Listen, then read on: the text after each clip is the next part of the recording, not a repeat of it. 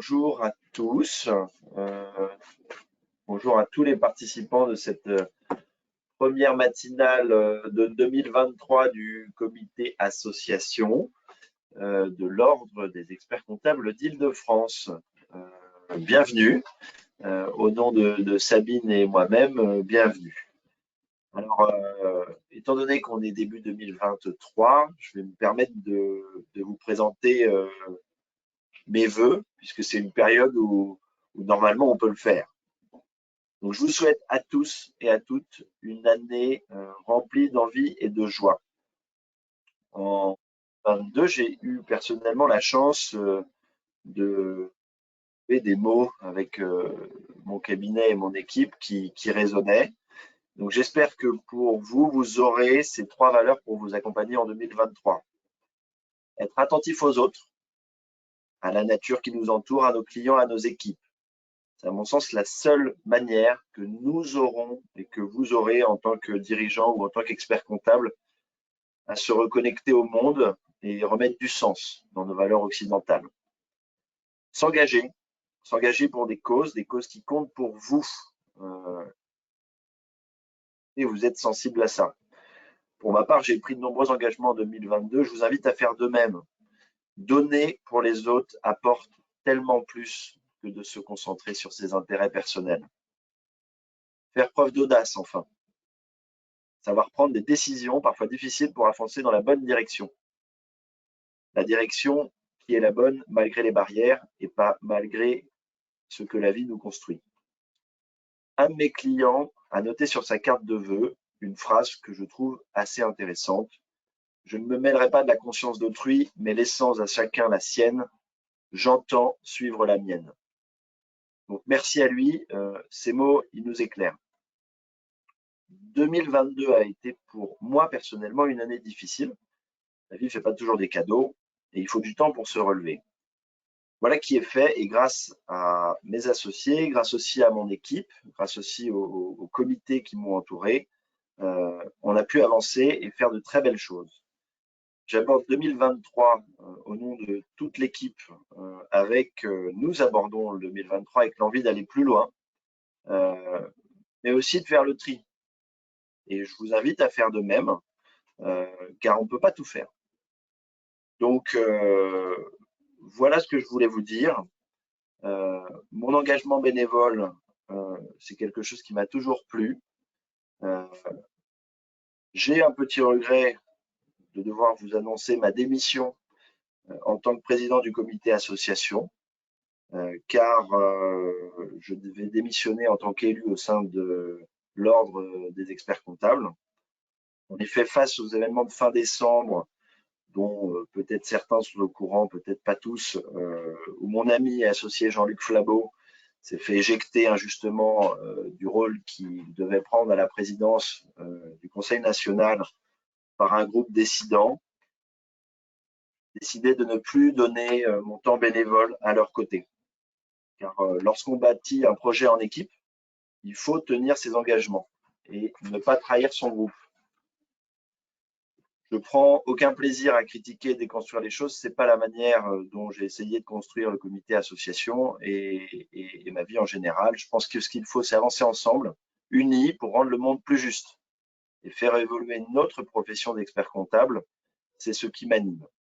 C'est donc avec regret que je quitterai mon équipe et que je vous annonce ça ce matin, avec des élus que j'appréciais, des salariés qui m'ont beaucoup appris et des bénévoles passionnants. Donc, je ne peux pas rester sans rien faire quand je vois des intérêts particuliers qui détruisent le travail d'une équipe.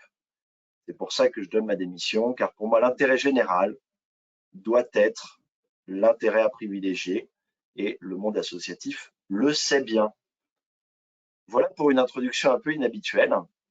Je vous propose maintenant qu'on passe au cœur du sujet qui est la stratégie immobilière. Alors, à mes côtés, Sabine va pouvoir nous éclairer de ses lumières sur toute une partie de ce webinaire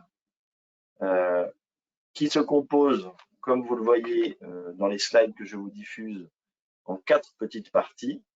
La première, on va parler de la stratégie immobilière avec 2 prismes, l'association locataire, l'association propriétaire, puisque c'est très différent.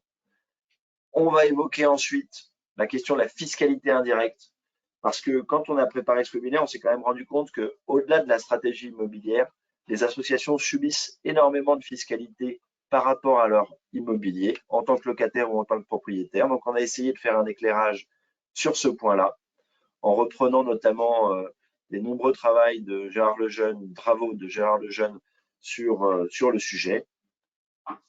Enfin, on va parler des aides énergie. Alors, ce n'est pas directement lié au sujet, mais quand même, à partir du moment où on a des mètres carrés, on voit bien aujourd'hui que la stratégie énergétique devient un sujet prioritaire et qu'il est très important de traiter de sujet dans toutes ses dimensions. Et on essaiera de vous faire un focus rapide sur qu'est-ce qui se passe aujourd'hui. Et on évoquera la question de l'enquête qui est lancée sur la simplification du ministère. Voilà. Donc, voilà pour le programme. Alors, du coup, pour démarrer et sans plus attendre, je vais laisser la parole à Sabine qui va nous parler de quelle stratégie aborder. Sabine, c'est à toi. Mais écoutez, je vous souhaite déjà à tous la bienvenue dans ce webinaire. Voilà. Donc, quelle stratégie aborder? On se posera la question en fonction de la taille de l'association, de son activité. Parce qu'on peut être sur de petites associations ou des associations de plus grande envergure. Dans le cas de petites associations, en général, le siège social est chez le président. Et les activités se déroulent soit dans des salles qui sont des salles louées ou des lieux qui sont des lieux extérieurs de façon très ponctuelle. Ceci étant, concernant ces petites associations, au moment où il y aura un changement de présidence, on se rend compte que tout ce qui concerne l'administration peut être très lourd dans la mesure où le siège, étant donné que le siège est chez le président, si le président change, donc forcément, il faudra des documents administratifs, des formalités administratives qui sont à effectuer. Donc, s'il y a un changement de président, je dirais, si c'est une présidence qui peut être une présidence annuelle, tout va dépendre des statuts de ces petites associations, on sera obligé à chaque fois de refaire les formalités administratives. Donc, je dirais que c'est une conséquence, c'est un point non négligeable à avoir en tête. Alors, par moment, vous avez des associations qui élisent leur siège social dans le cadre d'une société de domiciliation, mais là, ce n'est pas sans risque, sans conséquences fiscales, parce que j'ai eu le cas dans une de mes associations, et donc, du coup, l'administration fiscale, on a été convoqué par l'administration fiscale, et l'administration fiscale se posait la question de savoir finalement est-ce qu'il n'y a pas une activité commerciale et que cette activité commerciale n'était pas exercée dans le cadre d'une association à but non lucratif. Voilà, donc c'est simplement pour attirer votre attention concernant ces deux points. Avancer. Donc, de ce fait, pour ces petites associations, je dirais la possibilité de sous-louer, d'être sous-locataire d'une autre association peut être une solution pour pouvoir pallier à cet inconvénient de siège social chez le président ou simplement de mettre le siège social dans une société de domiciliation. Alors, donc, qui dit effectivement sous-location dit bail. Alors, le bail, il faut que ce bail, que les conditions de fond et que les conditions de forme soient vraiment bien appliquées. Parce que à partir du moment où on va contacter un bail, on aura bien sûr des contraintes qui sont des contraintes attachées à ce bail. Alors, par exemple, le bailleur peut décider qu'il n'y ait pas trop de va-et-vient dans son immeuble, ou qu'on ne puisse pas avoir au niveau des copropriétaires ou des autres occupants des lieux, trop utiliser l'ascenseur, ne pas avoir trop de monde, que les portes d'entrée soient ouvertes, enfin voilà. Donc vous avez ces conditions qui peuvent être attachées à ce bail. Alors, je vais avancer, je ne sais pas si Jean-François se charge de commencer. Alors, j'ai juste un point à préciser ici qui paraît important. Beaucoup d'associations ont des problématiques de ressources. Et on a vu dans les différents échanges qu'on a pu avoir avec les associations et avec les experts comptables qui les accompagnent ces derniers temps, que les ressources, soit à cause des subventions ou la baisse des dons, est une problématique.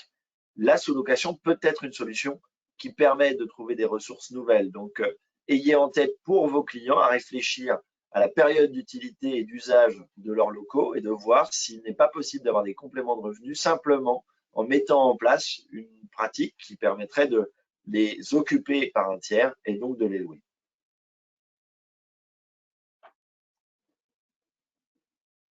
Voilà. Alors, concernant les associations de plus grande envergure, deux solutions qui ont été retenues, qui vont être développées, c'est qu'elles ont une possibilité de, bien sûr, de contacter un bail avec un propriétaire, donc à ce moment-là, elles deviennent locataires. Hein. Et ensuite, la deuxième solution, c'est acquérir un bien. Donc, on verra, Jean-François va vous développer cette partie concernant justement les risques et puis ce que dit le législateur dans le cadre de l'acquisition de biens. Donc, ce qui veut dire que dans des associations de plus grande envergure, elles vont faire un investissement pour pouvoir acheter un bien et voir si finalement le fait d'acheter ce bien peut leur permettre de sous-louer pour avoir un complément de revenus, de sous-louer à des associations. Et on verra cette fiscalité liée à la sous-location en fonction du sous-locataire. Avancer, donc, OK. Donc, dans le cas de l'association qui est l'association locataire, je vous ai dit préalablement, il y a les précautions à prendre, notamment concernant la validité du bail. Donc, on verra les précautions qui sont à prendre, l'analyse des taxes et des charges, parce que ce qui est non négligeable lorsqu'on est locataire, et puis les avantages et les inconvénients de cette location pour l'association locataire. Voilà. Alors, concernant l'association locataire, l'article 1714 du Code civil prévoit ce qu'on entend par la liberté contractuelle. C'est-à-dire qu'une association peut très bien conclure un bail avec un bailleur privé. Donc, ça n'empêche pas que le fait que ce soit une association, donc l'article 1714 du Code civil prévoit justement cette liberté contractuelle. Le bail, comme je vous l'ai dit au préalable, peut être assorti de conditions particulières, notamment sur la vigilance concernant la répartition des travaux. Alors, ce sont des travaux qui sont des travaux de mise aux normes. Est-ce que ces travaux de mise aux normes sont à la charge du propriétaire ou sont à la charge du locataire? Ça, il faudra vraiment que ce soit précisé dans le cas du bail. Et puis, il faut savoir aussi qu'en cas de non-respect des conditions prévues par le bail, la rupture, elle est pure et simple. Donc, tout ça, c'est le Code civil qui va encadrer cette relation entre le locataire et le propriétaire.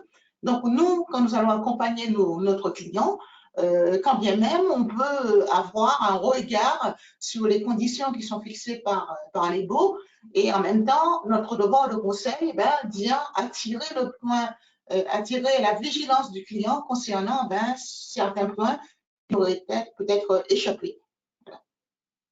Alors, cet article 1714 du Code civil dit que le bail peut être de nature commerciale ou de nature professionnelle. Et que ce bail doit remplir, bien sûr, donc je dirais dans l'analyse des conditions de fond et de forme, surtout pour ne pas être confondu avec un prêt à usage ou une convention de mise à disposition. Donc, juridiquement, il faudra vraiment se reporter, je dirais, on ne peut pas se contenter de récupérer un bail par un clic-droit sur un site quelconque. Il faut vraiment que ce soit étudié parce qu'à partir du moment où on va signer un bail, il y aura les tenants et les aboutissants de ce bail qui fera que le locataire devra se soumettre à ces conditions et signer ce bail en toute connaissance de cause.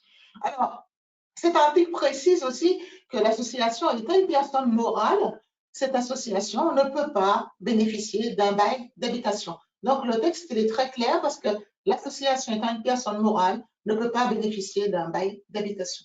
Donc, soit un bail de nature commerciale ou de nature professionnelle, vérifier en même temps les avantages et les inconvénients, les conditions de fonds, la répartition des travaux éventuellement, et puis les desiderata, je dirais, du bailleur pour pouvoir limiter soit l'accès aux personnes, soit l'accès en termes d'ouverture.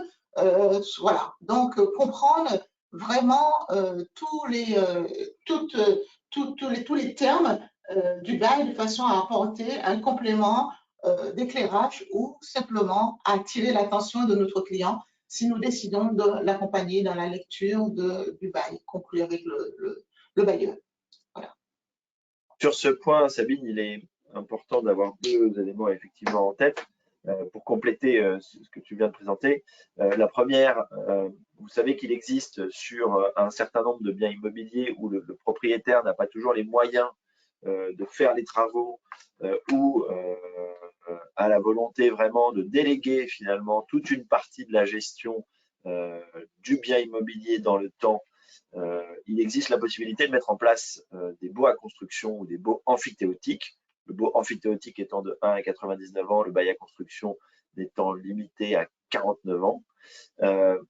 C'est des choses qui peuvent être intéressantes avec du coup la possibilité pour l'association d'avoir beaucoup plus d'autonomie sur la gestion de sa construction ou sur la gestion du parc immobilier dans le temps, mais avec comme contrainte le fait que c'est aussi beaucoup plus d'obligations, notamment sur le plan ADAP par exemple. On a vu que c'était bien dans la plupart des baux amphithéotiques l'obligation du locataire de faire ce type de travaux-là d'adaptation et de mise aux normes.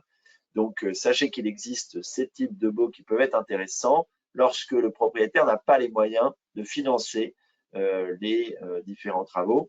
Vigilance par rapport à ça, notamment par rapport aux obligations qui vont être liées à Opérat et aux rénovations énergétiques, car à partir du moment où le locataire a la liberté de faire beaucoup plus de travaux, il a aussi l'obligation de gérer la mise aux normes. Donc, point de vigilance par rapport à ça, et le conseil d'un notaire paraît essentiel lorsque vous rentrez dans ces sujets de rédaction de baux à construction ou de baux amphithéotiques, puisqu'ils doivent passer devant notaire pour leur signature. Un autre point important, il est utile de rappeler que la réforme du plan associatif qu'on a vécu, du plan comptable associatif qu'on a vécu il n'y a pas longtemps, a intégré l'obligation dans les annexes de mettre les conditions de location des associations. Donc, il faut que vous ayez une mention dans l'annexe sur les conditions soit de détention du bien immobilier, soit des conditions de location, la nature du bail, la durée, etc. Et enfin, point de vigilance, parce que vous pouvez avoir des engagements hors bilan qui sont mentionnés dans les baux, dont parfois on a tendance à les oublier. Or, il est rappelé que toute association doit présenter ses engagements hors bilan en annexe, et donc que parfois vous aurez derrière le bail des engagements hors bilan à mentionner. Voilà pour ces précisions. Alors, quel conseil donner sur ces baux? Ben voilà, hein. Donc, je pense que Jean-François a tout dit. Donc, s'assurer vraiment de la bonne rédaction du bail avant de s'engager, donc avant que votre client ne s'engage. Et comme l'a dit Jean-François, s'il faut faire appel à une aide extérieure, une compétence extérieure, qui peut être un notaire ou un avocat spécialisé, de façon à ce que l'association sache à quoi elle s'engage par rapport à ce bail.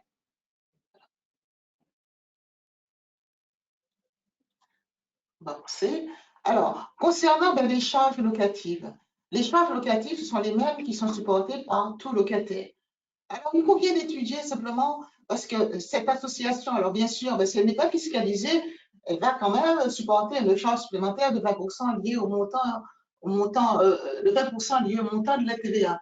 Donc, du coup, il y a un texte, hein, donc voilà, c'est le Conseil d'État, donc 8e, donc vous avez des références qui sont en dessous, et qui permet, dans le cas des dispositions de l'article 260, deuxième alinéa du Code général des impôts, et 193 permet vraiment aux contribuables, il permet aux propriétaires d'exonérer une partie des loyers en fonction du locataire. Voilà, c'est à peu près, je dirais, le résumé de cet article.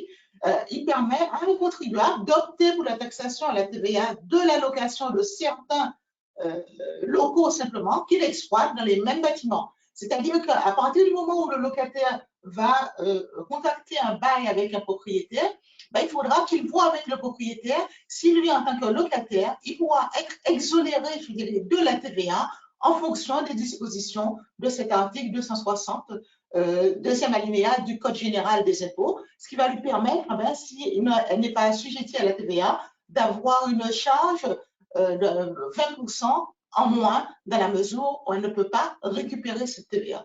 Voilà, donc je voulais vraiment attirer votre attention sur cette disposition. On en a parlé notamment dans le cadre de la loi de finances, il me semble 2021 ou 2022.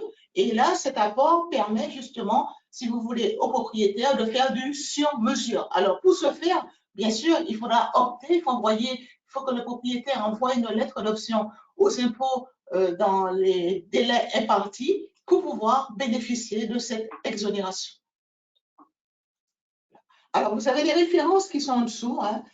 Si vous voulez creuser un peu plus la question pour votre client, voir s'il est temps de le faire, s'il y a une dérogation, et bien sûr s'adresser déjà au propriétaire, et deuxièmement, que le propriétaire fasse diligence auprès du SIE pour vérifier si cette mesure peut être appliquée à vos clients.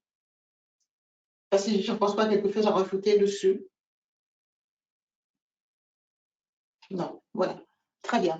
Alors, c'était très clair. Voilà, très bien.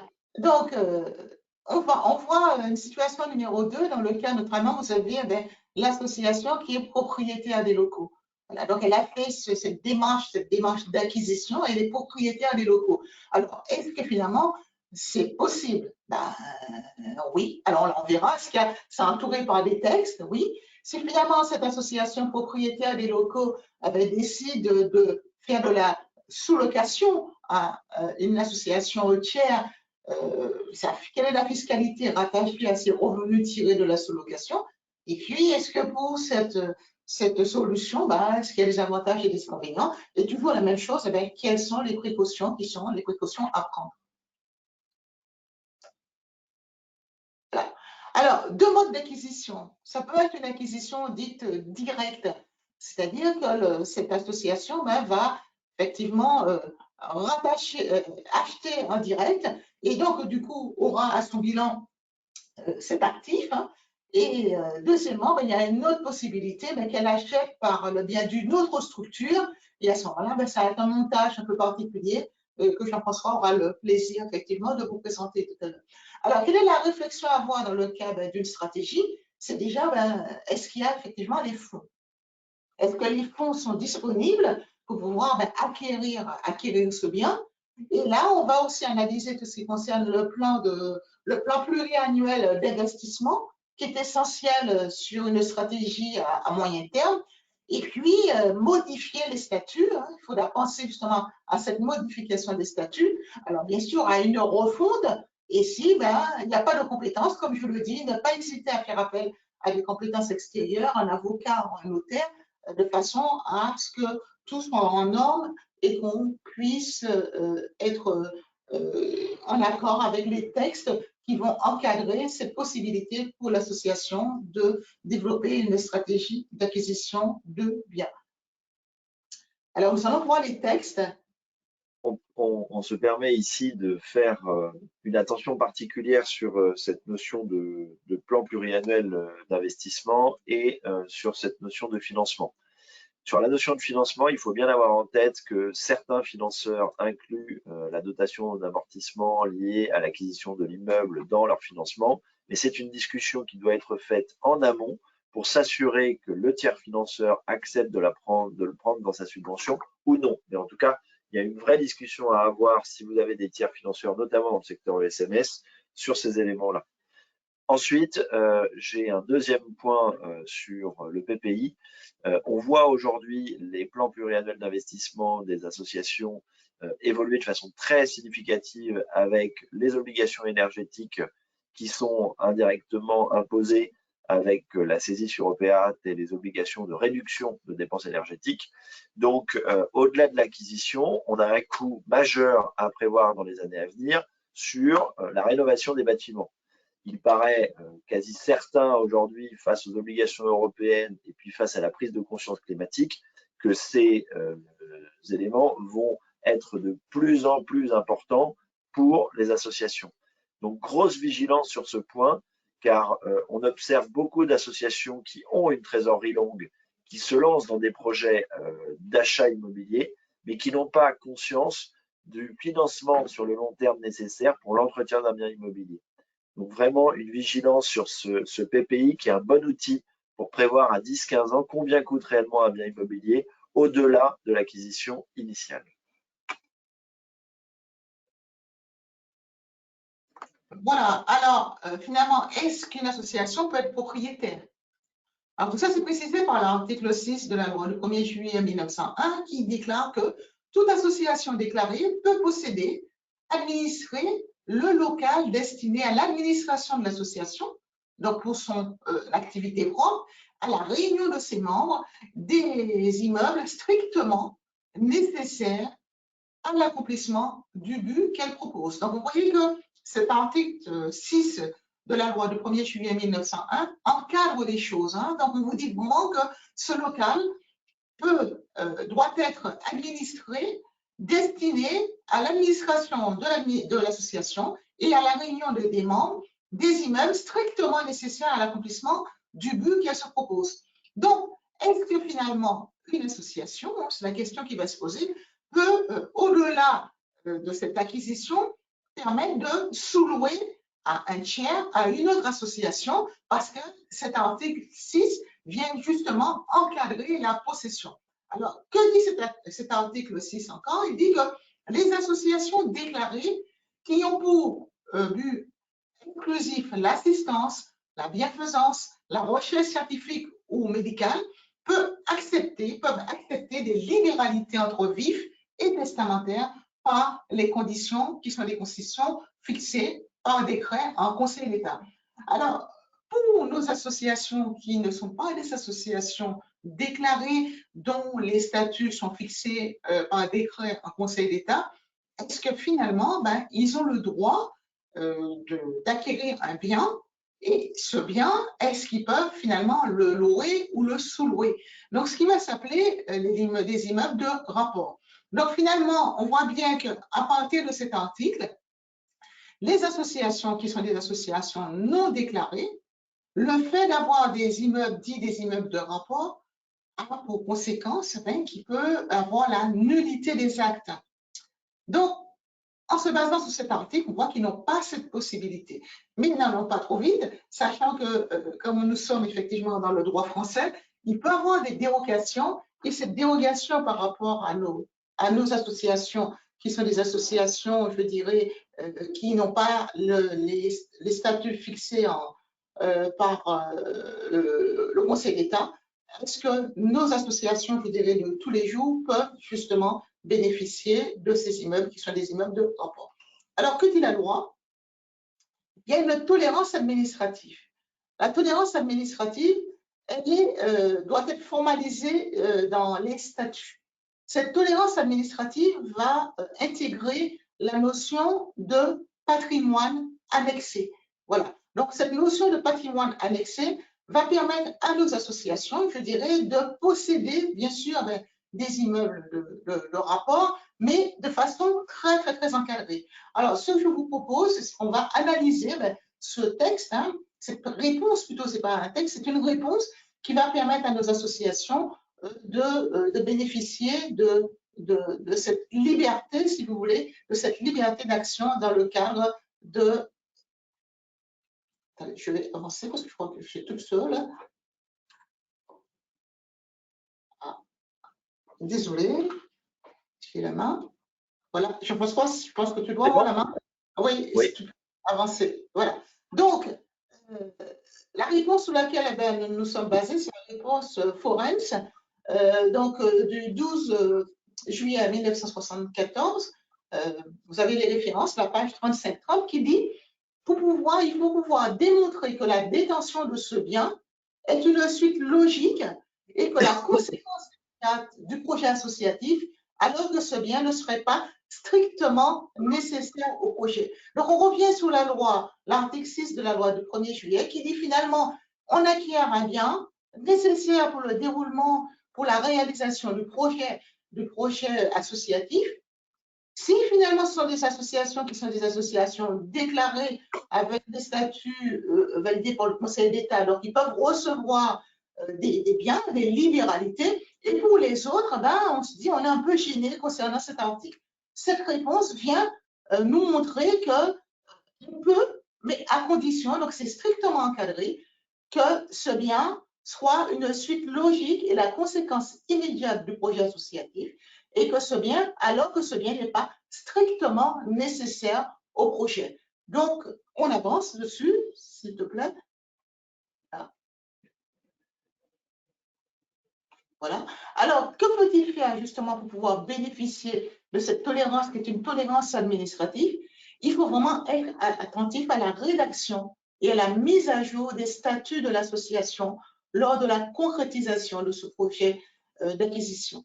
Donc, finalement, vérifier en même temps que le fait qu'on puisse acquérir ce bien, qu'on a la capacité juridique, que finalement ce bien est en cohérence avec le projet associatif. Donc, refondre peut-être des statuts, voilà, refondre des statuts, décider, revoir la cohérence du projet associatif, se préoccuper des ressources et des moyens pécuniaires suffisants pour ne pas mettre en péril la continuité de l'exploitation, préciser la finalité de ce projet d'acquisition et comment justement mobiliser ces ressources. Alors, une fois que ça a été fait, voir dans quelles conditions on pourra soulever. Dans quelles conditions le rapport, c'est-à-dire que les fonds rapportés par cet immeuble pourra justement être fiscalisé, ce qu'on verra dans un deuxième temps.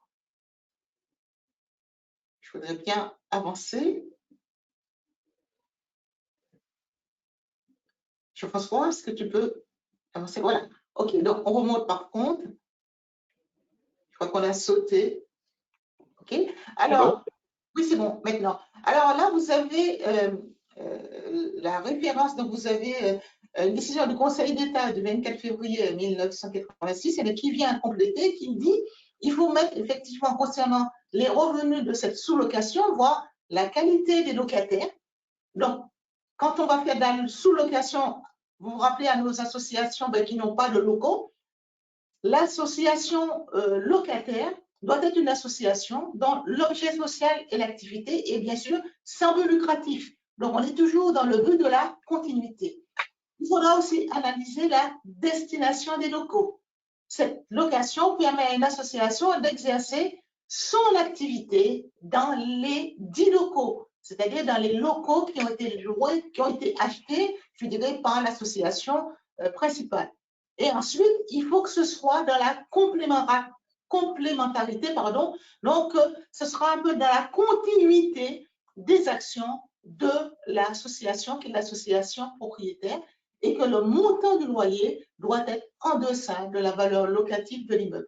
Donc, vous voyez que le fait, cet article permet justement d'ouvrir à tout type d'associations la possibilité d'avoir des immeubles de rapport, mais cette possibilité est vraiment encadrée. Donc, on l'a vu donc, par un but d'investissement, ne pas mettre en péril la continuité de l'investissement, la refonte des statuts, et puis bien sûr, intégrer le fait que la sous-location sera faite de façon exclusive à des sous-locataires, donc notamment des associations, donc bien voir la précision, bien voir la qualité des sous-locataires, la destination des locaux, la complémentarité des actions, donc ce qui veut dire que ce sont des actions, je dirais, qui complètent l'action principale de l'association propriétaire des locaux, et déterminer le montant du loyer de façon à exonérer les revenus tirés de cette sous-location.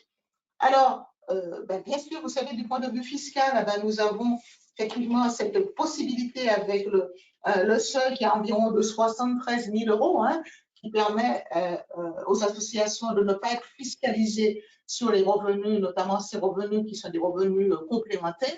Mais ces conditions, bien sûr, au-delà de l'aspect fiscal, je suis vraiment sur l'aspect juridique dans le respect de la réponse de 24 février 1986. Vous avez les références qui sont en dessous. Vous pourrez, s'il le faut, aller le compléter dans le cas du conseil client. Cette réponse est du Conseil d'État qui vient justement juridiquement encadrer cette exonération au-delà de l'aspect fiscal qui est sur un montant simplement de seuil. Bon, On attire votre attention sur la nécessité, si vous avez des revenus qui rentrent dans ce champ-là en sous-location dans vos dossiers ou pour votre association, la nécessité d'avoir en référence le prix de marché. Car il y a beaucoup de jurisprudence sur ce en deçà de la valeur locative de l'immeuble et beaucoup de contentieux. Donc, soyez vigilants à ça. De toute façon, à partir du moment où vous avez des revenus fonciers qui ne sont pas fiscalisés dans une association, si vous dépassez le seuil minimal lié aux activités accessoires, c'est un point de vigilance et une zone de risque qu'il convient de sécuriser avec l'association et d'attirer. Voilà. Alors, bien sûr, alors nous avons vu qu'effectivement, cette association, je dirais, propriétaire, va conclure des baux de sous-location. Ben, les précautions aussi sont à prendre, sont les mêmes précautions que nous avons vues en première partie. Donc, en termes de conseil, le projet associatif doit intégrer l'utilisation du patrimoine immobilier par un tiers et la rédaction du bail doit être bien sûr explicite. Hein. Donc, toutes les conditions doivent être requises pour justement éviter de se retrouver, je dirais, avec une fiscalisation dans le cadre du secteur marchand, parce que finalement, il y aura une déconnexion entre le projet associatif et le fait d'être simplement un loueur de biens. Voilà. Voilà. Alors, revenu, si finalement ces conditions ne sont pas remplies. Alors, que dit le Conseil d'État? Le Conseil d'État dit que si ces conditions ne sont pas remplies, et que l'acquisition est dans une optique patrimoniale, les revenus générés sont imposés au taux de 20%, conformément à l'article 206-5 du Code général des impôts. Alors, vous voyez que ça peut être, je dirais, lourd de conséquences, hein, parce que l'association, sans le savoir, n'a pas encadré cette sous-location, ni juridiquement, ni comptable, ni fiscalement. Et bien, donc, ce coût se trouve avec une fiscalisation de 24%, peut-être pas prévue, et qui peut, je dirais, être lourd de conséquences sur la trésorerie de cette association. Donc, si les conditions ne sont pas remplies, effectivement, les revenus générés sont imposés à 24%, donc c'est l'article 206-5 du Code général des impôts. Attention, si votre association a déjà une activité lucrative et que cette location est le prolongement de celle-ci, le patrimoine, le caractère patrimonial ne peut pas être retenu. Donc, l'imposition de ce bénéfice va se faire au taux du droit commun. OK? Donc, pas au taux de 24%, parce que votre association a déjà une activité locative et que cette location est le prolongement de celle-ci. Voilà. Donc, ce qui veut dire qu'il y a déjà, peut-être qu'elle est sectorisée, et dans le cas de cette sectorisation, la sous-location est le prolongement. Donc, du coup, on tombe dans le cas du droit commun pour la fiscalisation. Alors, là, quelques exemples vous sont donnés. Donc, ce sont des exemples qui sont sortis effectivement de cette décision du Conseil d'État. Par exemple, location de locaux meublés, salles visioconférences. Donc, en ce moment, effectivement, on trouve des associations qui font pas mal de sous-location parce que on évite d'aller, je dirais, dans les hôtels, et puis elles sont aussi à la recherche de ressources, hein, donc elles vont proposer ce type de location. Donc, assorti de prestations annexes, accueil, ménage.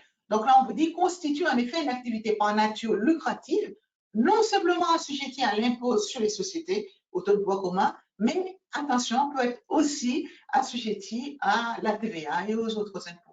Donc, du coup, je dirais dessus, warning, hein, donc faites attention, regardez, conseillez votre client de façon avisée et voyez avec lui si finalement il peut, les conséquences de cette location, s'il déroge aux conditions fixées par la loi du 24 février 1986. Alors, un petit point et puis une petite question, puisque on a eu des remarques. Si vous avez des questions, sachez qu'il y a un onglet questions sur lequel vous pouvez poser vos questions et on essaiera d'y répondre à la fin du webinaire. Donc, n'hésitez pas. Sur ces questions de revenus, on voulait aussi vous rappeler un espèce de serpent de mer qui est parfois difficile à traiter, qui s'appelle la CRL, ou contribution sur les revenus locatifs. Pourquoi? Parce que dans la stratégie immobilière, si on prend un tout petit peu de recul, il y a la stratégie, est-ce qu'il est intéressant ou pas de sous-louer ou de louer une partie des locaux?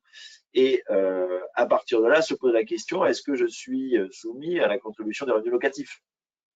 Alors, pour être tout à fait honnête, on sait très bien qu'aujourd'hui, l'administration fiscale n'a pas mis de façon exhaustive la contribution sur les revenus locatifs sur l'ensemble des biens immobiliers. Donc, c'est sympa, c'est un peu au petit bonheur la chance. Alors, vous pourriez tout à fait, si vous identifiez que votre association est éligible à la CRL, alerter l'administration fiscale. C'est un point à discuter, à mon avis, avec votre client. En tout cas, on observe que certains ont à la payer, d'autres pas, et nous n'avons pas pu à date identifier la raison du non-appel de l'administration fiscale pour un certain nombre de dossiers. Cette contribution, pour rappel, elle est applicable aux revenus tirés de la location à usage professionnel ou d'habitation situés dans des immeubles achevés depuis 15 ans au moins au 1er janvier de l'année. Donc, sous-location, location d'immeubles non bâtis ne sont pas soumises à cette contribution. Ça, c'est un point important. Et elle est à la charge du propriétaire qui, en principe, ne peut pas la répercuter. Le taux de contribution, c'est 2,5%. Et on vous a remis ici toutes les exonérations qui sont existantes parce que l'appel de la CRL étant un peu erratique, il est possible que finalement elle soit appelée alors même que vous êtes exonéré. Donc, par exemple, il y a la location pour moins de 1 830 €. S'il y a le paiement de la TVA, la location de logements appartenant aux associations participant à l'aide sociale à l'enfance, les immeubles de villages vacances, la location appartenant à des organismes non lucratifs agréés dont les dirigeants ne sont pas rémunérés et qui les mettent à disposition de personnes défavorisées. Donc là, on est dans tout ce qui est aide d'urgence ou aide aux personnes défavorisées, ainsi que les revenus provenant d'activités d'intermédiation locative et de gestion locative sociale. Donc, je ne vais pas être exhaustif, mais vous avez ici la liste. Je vous invite à la regarder parce que si la CRL est appelée sur vos dossiers, il est probable que ce ne soit pas forcément fait dans des bonnes conditions. Et donc, vous avez ici toutes les conditions pour aller défendre votre exonération. L'autre stratégie, si vous êtes propriétaire, peut être la mise en place d'une détention par une structure. Donc, on a deux types de structures. La première, c'est une SCI avec la question de la réponse Bogit. Et puis la deuxième, si on est vraiment sur une activité avec un but commercial pur, une SAS, lorsque par exemple vous êtes amené à faire des locations de résidentiel ou pour par exemple l'hébergement d'étudiants ou des choses comme ça. Alors sur les SCI, on va revenir dans le détail. On dit ici vigilance sur une position qui date, puisque c'est quand même un texte qui date de 1975, la réponse Bogit qu'on va vous remettre juste après. En 1975, ce n'était pas hier, c'était avant-hier, et ça n'a pas été repris en 2012 dans le BOFIP. Donc voilà, mais à date, nous n'avons pas de remise en cause de cette réponse Bogit. Donc, la stratégie de détention au travers d'une SCI détenue par une association reste quelque chose de très utile et à analyser en détail. Rappels généraux. Une association simplement déclarée, comme on l'a vu précédemment, ne peut détenir que des immeubles nécessaires à son objet. Ça, on est tous d'accord.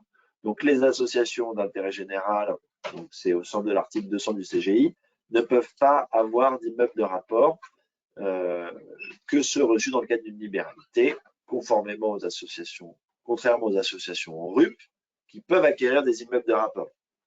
Petite digression ici, on peut parfois avoir la question de se poser, de dire quel est l'intérêt d'être RUP. En voilà un si vous souhaitez détenir des immeubles de rapport. L'article 6 qu'on a vu tout à l'heure et que Sabine a présenté en détail ne vise que l'acquisition des immeubles à titre onéreux. Et dans la pratique, on voit que de nombreuses associations se sont orientées vers l'acquisition de parts de SCI ou la création, comme je vous le disais précédemment, de filiales de SAS pour gérer les immeubles. À notre avis, la société civile immobilière détenue par une association constitue un outil qui reste très intéressant pour la stratégie immobilière pour gérer facilement la propriété, puisque comme vous le savez, les parts de SCI sont beaucoup plus faciles à transmettre que des biens immobiliers en direct, mais aussi car c'est un moyen de détenir du patrimoine non directement lié à la mission première de l'association avec une fiscalité avantageuse. Alors, cette fiscalité avantageuse, c'est purement et simplement l'exonération. Maintenant, ce texte et la raison de l'exonération, c'est la réponse Boguit. Alors, on entend souvent parler de cette réponse Boguit. On vous l'a remise ici. C'est assez rigolo de le lire puisqu'on voit que dans ces discussions, en 1975, on ne parlait pas comme en 2023. Donc, Monsieur André Boguit avait posé donc, une question au ministère de l'économie, qu'un organisme sans but lucratif dispose de fonds qu'il souhaite investir afin de se procurer des ressources qu'il utilisera conformément à son objet. L'investissement qui lui est proposé concerne des locaux nus à usage d'habitation et à usage commercial. Cet investissement pourrait revêtir trois formes. L'achat de la totalité des locaux, l'achat de titres d'une société civile, propriétaire des îlots, cette société étant constituée en conformité des dispositions de l'article 1832, etc. Et la question, il demande si cet organisme sera passible de l'impôt sur les sociétés à raison des revenus perçus par lui dans le cadre des trois cas. La réponse du ministre est la suivante. Conformément aux dispositions de l'article 206.5 et 219, les organismes sans but lucratif sont assujettis à l'impôt au taux de 24%, qui n'a pas changé, sur les revenus provenant de la location des immeubles bâtis ou non bâtis dont ils sont propriétaires et ceux auxquels ils ont vocation en qualité de membres de sociétés immobilières de copropriété. Il s'ensuit au cas particulier que seuls seront imposables à ce taux les revenus perçus en raison de la location de locaux dont l'organisme sans but lucratif sera propriétaire unique ou individu. Comprenez donc que les revenus tirés de la SCI ne seront pas au niveau de l'association fiscalisés. Donc, en conclusion sur la propriété immobilière, nous considérons toujours que l'organisation comportementée via une SCI, si vous êtes dans une location de revenus fonciers uniquement, puisque si vous êtes dans une location qui peut revêtir un caractère commercial, vous tombez de droit dans l'impôt société sans question de l'option de la SCI à l'impôt société, reste le meilleur moyen d'un point de vue fiscal d'une part, mais aussi d'un point de vue organisationnel, puisque le compartiment d'une structure immobilière paraît tout à fait adapté au fonctionnement de l'association qui va utiliser ces ressources-là pour son objet social, mais ne va pas mélanger finalement des risques immobiliers avec les risques qui incombent à son objet. Ça a donc un intérêt fiscal qui n'est pas remis en cause grâce à la réponse Boguit. La détention en direct, quant à elle, ne paraît pas correspondre à l'objet premier d'une association et donc on invite, quand vous êtes dans ces cas-là, à réfléchir à un retravail dans le temps sur cette question de la détention en direct qui peut rester, puisque le retravail, quand on dit retravail, ça veut dire faire évoluer la place du bien immobilier et donc subir la fiscalité du déplacement d'un bien immobilier qui s'ensuit. Donc voilà sur ces stratégies. Alors, on voulait aussi vous parler un peu de fiscalité indirecte et d'impact sur l'immobilier associatif. Donc là, on vous a remis l'ensemble des fiscalités qui sont quand même très lourdes et les dérogations. Tout d'abord, la taxe foncière. Alors la taxe foncière, c'est une taxe qui est super parce que moi, en tant qu'expert comptable, je ne la comprends pas bien. Nous faisons appel à des experts parfois pour essayer de comprendre l'origine de son calcul. On espère dans le temps qu'il y aura une meilleure compréhension des bases Donc, pour préparer ce webinaire et lors d'articles qui ont été rédigés antérieurement par le comité association, et notamment par Gérard Lejeune, que je salue, il y avait eu un travail de fond sur la taxe foncière et les articles qui la composent.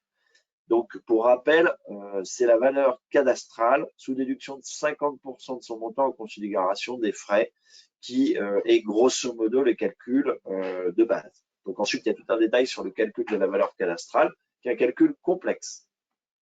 En 2017, l'administration a révisé les valeurs locatives avec un lissage sur 10 ans de l'application de cette réforme, étant donné la hausse extrêmement significative de la taxe foncière dans le temps, ce que chacun, en tant que particulier, entreprise ou association, peut observer quand il reçoit ce joli papier dans le courant de l'année.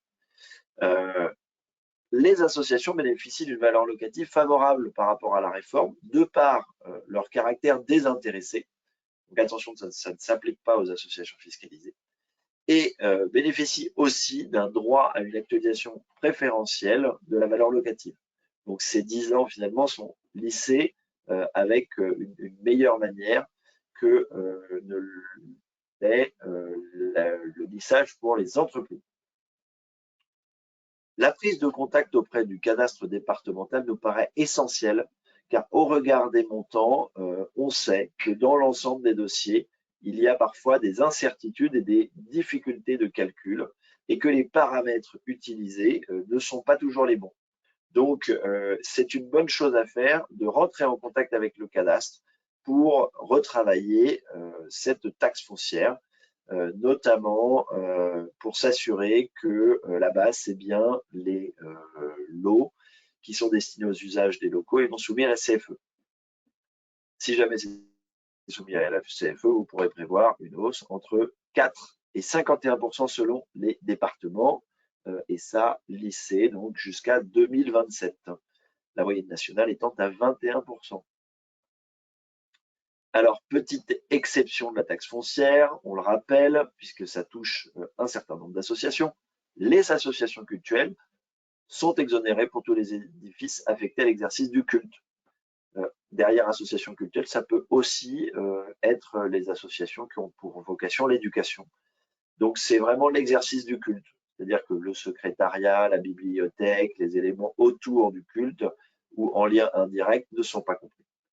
Par ailleurs, les associations de mutilés de guerre ou les associations de travail reconnues d'utilité publique, de travail social reconnu d'utilité publique, sont exonérées pour certains bâtiments, de même que les sauveteurs en mer reconnus d'utilité publique pour les bâtiments liés à la conservation des bateaux et des équipements liés au sauvetage. Donc, on a quand même quelques exonérations. Enfin, on a l'exonération temporaire pour les immeubles, les nouveaux immeubles à usage d'habitation. Ce n'est que pour 2 ans, mais c'est toujours utile. Et enfin, pour les EHPAD, lorsqu'ils sont soumis aux règles des locaux professionnels. On vous a remis ici l'adresse du cadastre et impôts.gouv où vous aurez de l'information. Si on passe maintenant à la taxe d'habitation, je vous rappelle que la taxe d'habitation, elle a été en théorie supprimée pour 2023. Sauf que la réforme ne porte pas sur les locaux qui nous concernent, puisqu'elle ne porte que sur les locaux meublés affectés à l'habitation, autres que ceux affectés à l'habitation principale. Donc les associations ne sont pas touchées par cette exonération. Cependant, des dégrèvements s'appliquent au profit des associations qui, notamment, prennent en location ou pour les sous-louer ou mettre à disposition temporaire des personnes défavorisées ou en faveur de gestionnaires sociaux. On vous a remis ici les exonérations que je vais passer assez rapidement pour pouvoir avancer et vous parler des aides énergie, ce qui paraît important. Enfin, s'agissant de la taxe d'habitation pour finir, les locaux comportant des pièces à usage privatif ou à usage commun. Donc là, on a des règles qui sont particulières pour 3 catégories: établissements religieux, établissements médico-sociaux, maisons de retraite sans but lucratif. Donc, vous avez ici de quoi vous battre si jamais vous voyez des taxes d'habitation arriver sur ces associations-là, et en tout cas d'aller défendre auprès de l'administration si vous êtes éligible ou pas. En ce qui concerne les taxes locales d'aménagement, donc la taxe locale d'aménagement, les associations sont visées par ces taxes d'urbanisme. Donc, c'est très important quand vous avez des projets immobiliers de l'avoir en tête. Parce que lorsqu'une association réalise une opération de construction, de reconstruction, d'agrandissement de bâtiments, elle est assujettie au taux de droit commun. Les organismes exonérés de plein droit, nous avons les fondations de coopération scientifique et les fondations partenariales, les unions d'associations ou fondations RUP, encore une fois un intérêt d'être RUP, et enfin les associations déclarées qui ont pour but exclusif l'assistance ou la bienfaisance ou dont la gestion présente un caractère désintéressé. Donc on voit aussi ici qu'il existe la possibilité d'exonérer les taxes locales, la taxe locale d'aménagement pour beaucoup d'associations. Donc si vous le voyez arriver sur vos dossiers, regardez en détail ces textes pour voir si vous pouvez vous battre. Enfin, on mentionnera qu'il y a une exonération pour le secteur cultuel et pour les maisons de santé pluriprofessionnelles qui peuvent être exonérées totalement ou partiellement lorsqu'il y a une délibération de la collectivité locale.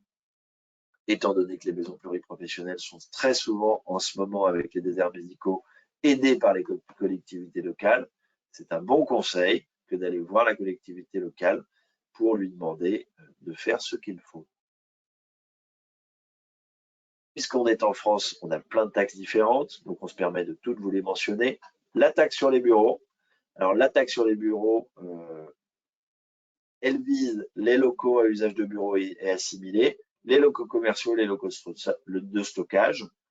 Certaines zones sont exonérées, ZRU, ZFU, mais ceux détenus pour certaines personnes morales comme les fondations ou les associations RUP sont exonérés également lorsqu'elles utilisent les locaux de manière exclusive.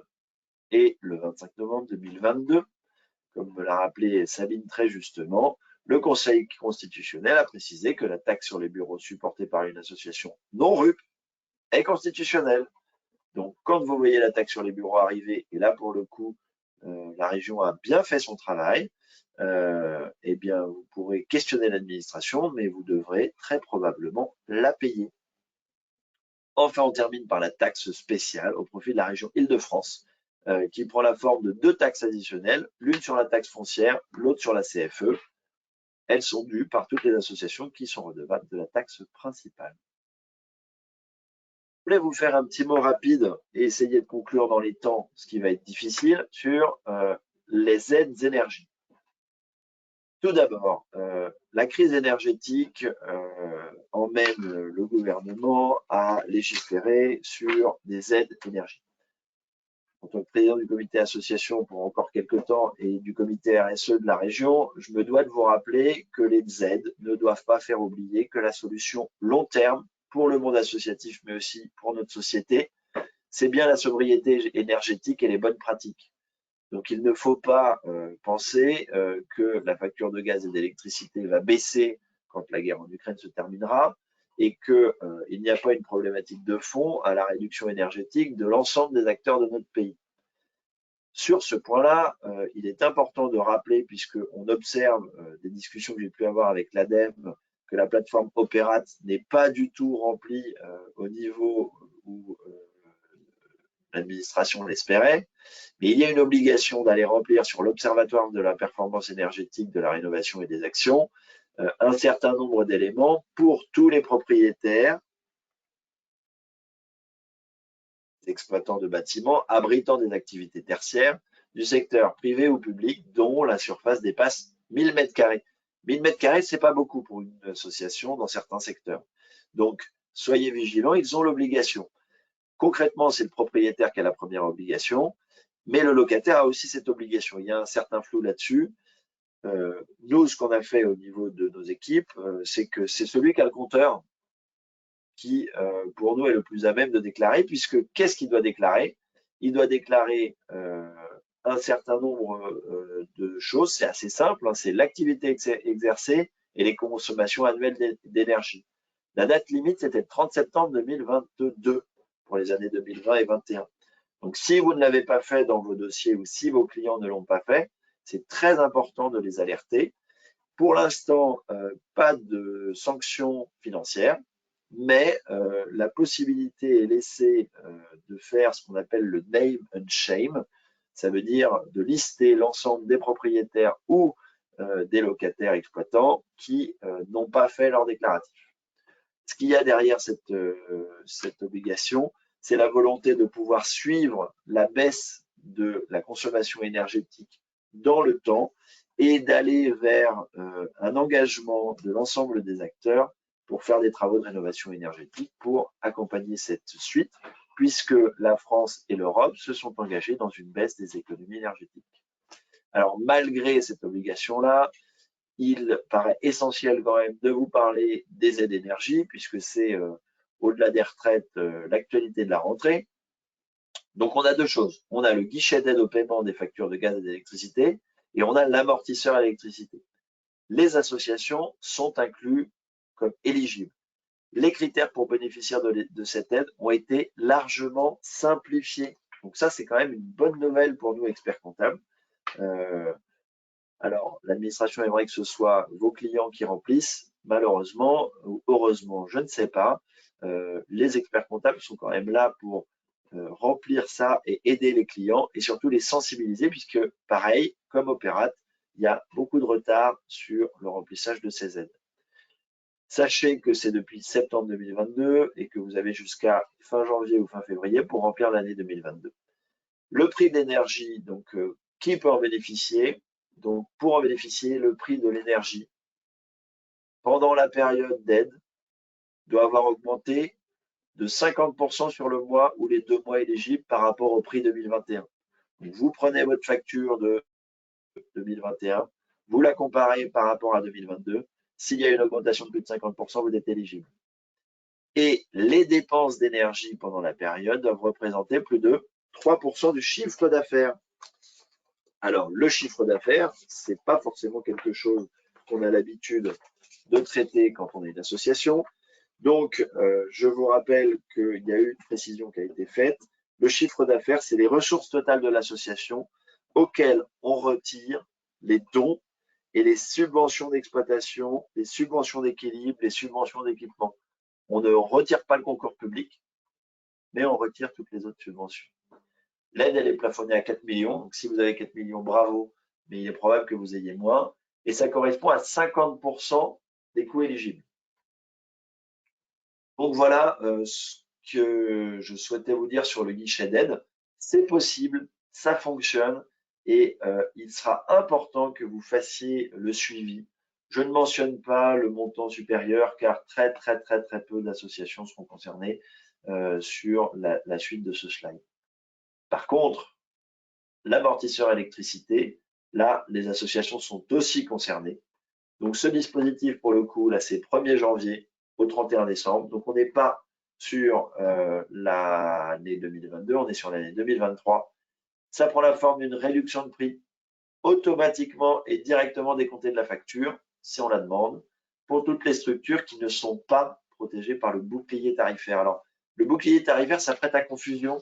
C'est pour tous ceux qui ont en dessous de 36 kW kVA.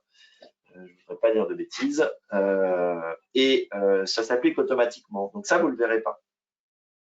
Tous ceux qui sont au-dessus, si vous êtes une personne morale de droit privé, une association, dont les recettes annuelles provenant de financement public, de taxes affectées, de dons ou de cotisations sont supérieures à 50% du total des recettes, à ce moment-là, l'État compense l'écart entre le prix de l'électricité hors acheminement, hors taxe et 180 MW pour 50% de l'écart. Donc le calcul, il n'est pas si compliqué que ça, on vous l'a mis en dessous, c'est 50% multiplié par le volume, multiplié par le nouveau prix, moins 180. Donc c'est l'écart finalement par rapport à ce 180 MW. Donc si le montant payé est inférieur à 0,18 kWh, l'entreprise ne sera pas éligible au dispositif. Alors, À noter l'annonce de Bruno Le Maire du 6 janvier 2023, donc c'est vraiment il n'y a pas longtemps, selon laquelle les fournisseurs s'engagent à proposer sur les années des contrats d'énergie inférieurs à 280 €. Normalement, on ne devrait pas monter au-dessus de 280, nous verrons bien, mais normalement, voilà. Ensuite, l'aide est intégrée directement à la facture d'électricité et vous pouvez aller sur le site du gouvernement pour obtenir une estimation de l'amortisseur. Pour pouvoir bénéficier de l'aide, les associations doivent communiquer à leurs fournisseurs d'électricité une attestation sur l'honneur pour bénéficier du dispositif avant le 31 mars. Donc la vigilance, il faut les prévenir assez rapidement de cette aide. Donc voilà sur l'actualité. Alors, en conclusion, pour essayer de synthétiser tout ce qu'on vient de se dire, plusieurs choses. Avant toute chose, si vous avez un projet immobilier, analysez en détail la capacité financière, car comme on l'a vu au départ, le projet d'envergure, il est intéressant pour l'association, mais il ne faut pas que ça la mette en difficulté puisque ce n'est pas son objet premier. Avoir en tête les enjeux fiscaux, ça permet des ressources complémentaires, mais dans un certain nombre de cas, vous avez une problématique de coût fiscal à prendre en compte selon la nature et selon l'activité, avec les montages et les explications que nous a donné Sabine. Bien intégrer les enjeux énergétiques dans le projet.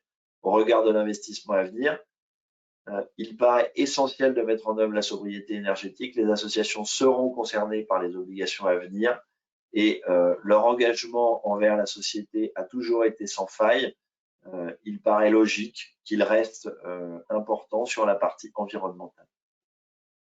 Enfin, intégrer la fiscalité à une éventuelle réflexion sur l'allocation ponctuelle ou sur l'allocation longue durée d'une partie de votre foncier, que ce soit à titre accessoire ou que ce soit pour optimiser votre patrimoine. Donc voilà sur les éléments. Deux petits points pour finir et avant de prendre les questions. Je vous rappelle que le 4 juillet 2023, le comité association organisera la deuxième journée du monde associatif. Donc, on avait 250 personnes l'année dernière. C'était un très bel événement où on a pu parler de beaucoup de choses. Et donc, on le réorganisera sur la question de la simplification de l'organisation associative. Je vous rappelle aussi à ce sujet que le gouvernement a sorti une grande enquête sur comment simplifier le monde associatif. Donc, vous l'avez assez facilement en accès sur asso.gouv. Il paraît très important que les experts comptables qui sont au cœur de la complexité associative aient leur mot à dire et à y remplir ce questionnaire. Donc, n'hésitez pas si vous avez 10 minutes. Vous allez sur asso.gouv, vous remplissez ce questionnaire et vous participez au débat pour que notre voix soit entendue, puisque on est quand même les sachants de la simplification et on sait que ce mot n'est pas toujours correspondant à la réalité. Le prochain webinaire, ce sera le 16 février. Ce sera sur la coopération entre associations. Et enfin, 2023 sera une année où, personnellement, face à mon désaccord politique sur les manigances que j'ai pu voir au Conseil national, ce sera un désengagement. Mais vous serez entre de bonnes mains avec un comité association qui continue d'organiser plein de choses et que je remercie très activement. Et j'espère que si vous avez des questions, soit au niveau du chat, soit après, vous n'hésitiez pas à les poser. Voilà, donc je vais peut-être laisser la parole à Claire Delmas, qui est l'organisatrice, voir s'il y a quelques questions pour qu'on essaie d'y répondre. Oui, alors, la plus-value éventuelle soit réalisée par la SCI, dans laquelle l'association est associée, soit par la vente des parts de SCI détenues par une association, est-elle bien exonérée dans les deux cas? Donc, soit elle est associée, soit elle est par la vente des parts de SCI détenues par une association. Alors, c'est une très bonne question. C'est tout l'intérêt des questions qui sont posées par nos auditeurs. Question sur laquelle on va la prendre et y répondre quand on enverra le support. Car comme ça, ce n'est pas si simple puisque la plus-value n'est pas toujours exonérée. Donc, Donc, je me permets de garder un peu de temps pour répondre à cette question, pour bien y répondre, sauf si Sabine, qui est un livre fiscal, a la réponse exacte en tête. Non, pas tout de suite. Je vais faire, effectivement, je vais argumenter, donc je vais préciser les conditions. OK. Il y a une autre question, c'est la mise à disposition d'un local via le mécénat. Est-ce possible? Bien sûr. Le mécénat en nature au niveau d'un local est tout à fait possible. On rappelle qu'il y a une obligation de convention depuis le 1er janvier 2022, de rédaction de la convention, de précision du mode de calcul de la valorisation qui doit être fait par l'entreprise, mais c'est tout à fait possible. Une association locataire peut-elle bénéficier ou faire bénéficier aux propriétaires d'une déduction de 50% d'assiette aux propriétaires qui pourraient refacturer la TF à l'association locataire? Je n'ai pas bien compris. Alors, une association locataire peut-elle bénéficier ou faire bénéficier aux propriétaires d'une déduction de 50% d'assiette aux propriétaires qui pourraient refacturer la taxe foncière à l'association locataire? La question me paraît un petit peu complexe. Par contre, elle pointe un élément important qui concerne la refacturation de la taxe foncière. Ceci est tout à fait possible si c'est prévu dans le bail. Voilà, désolé de ne pas pouvoir répondre à cette question, mais comme ça, en tout cas à l'oral, elle manque de clarté pour nous. En ce cas, finalement, cette refacturation aura la nature de complément de loyer, je pense. Si c'est prévu dans le bail, que le locataire supporte 50% de la taxe foncière, elle est considérée comme un complément de loyer. Mais comme nous le dit Jean-François, est-ce que ça a été prévu dans le bail? D'où justement l'attention à apporter au moment où le bail va être conclu. Et il y a une dernière question. Alors, une fondation qui sous-loue des locaux pour un montant inférieur au seuil de 73 000 € doit-elle aussi respecter les conditions liées à la qualité des locataires pour ne pas être fiscalisée sur ses revenus? Et qu'en est-il si elle respecte la qualité des locataires mais dépasse le seuil des 73 000 €? Doit-elle sectoriser et payer les impôts commerciaux? Alors, pour répondre à cette question, le seuil de 73 000 €, effectivement, si c'est une activité accessoire, fonctionne que l'association, que le locataire satisfasse les conditions qui ont été évoquées par Sabine ou non. C'est-à-dire qu'on est dans un champ lucratif, on est en dessous des 73 et tout va bien. Si on dépasse, on est là dans l'obligation de sectoriser et de fiscaliser l'ensemble de ses revenus. Là, par contre, si on est dans le cas où on est sur une location en dessous du marché, avec un objet qui est la logique continuité, comme ça a été évoqué par Sabine, à ce moment-là, la question des 73 000 n'est pas une question. Ceci étant dit, on attire l'attention sur la nécessité de bien matérialiser le fait que le montant de location est largement en deçà des conditions de marché. Et il y a une autre petite question. Alors du coup, ça devait découler d'un schéma qui a été présenté, mais dans le schéma, peut-on intégrer les salariés en tant qu'associés de la SCI? Ah non. Non, parce que là, on a un abus. Non. Ça pose la question de l'obligation de 2 associés. Mais clairement, un salarié qui serait intégré à un schéma de SCI, on serait dans une gestion intéressée. Et donc, c'est un risque fort que je ne recommanderais pas du tout, du tout. J'en profite pour répondre à une question qui a été posée en amont du webinaire sur la location de biens détenus à l'étranger. Il faut savoir que dans la fiscalité internationale, la plupart des locations de biens détenus à l'étranger sont fiscalisées dans le pays, puisque dans la plupart des conventions, les biens immobiliers sont fiscalisés là où ils sont. Donc, si vous avez un bien en Espagne, que vous êtes une association française et que vous louez ce bien, vous devrez déclarer en Espagne un revenu locatif qui sera fiscalisé selon les conditions de la fiscalité espagnole. Et ensuite, si vous avez une activité lucrative et si vous avez une fiscalité en France, ces éléments seront intégrés à votre calcul fiscal en France, avec une problématique de crédit d'impôt, etc. Mais l'obligation la plus importante, c'est d'analyser la fiscalité dans le pays.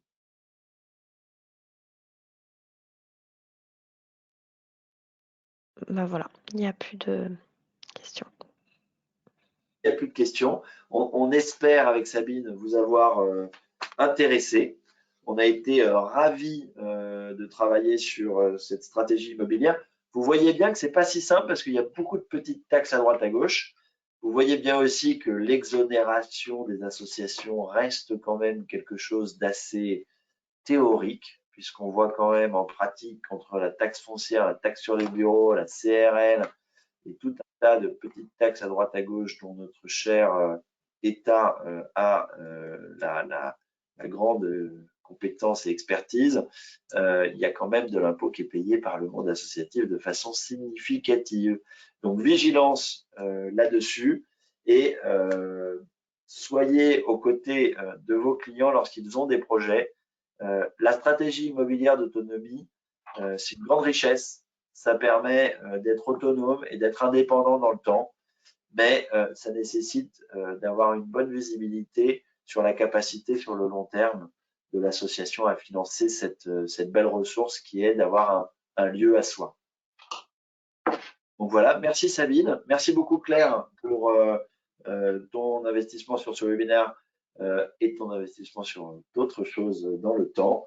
Moi, je serais ravi de vous retrouver dans le cadre d'événements associatifs, puisque, comme je vous l'ai dit au départ, l'intérêt collectif, c'est quelque chose qui m'anime fortement.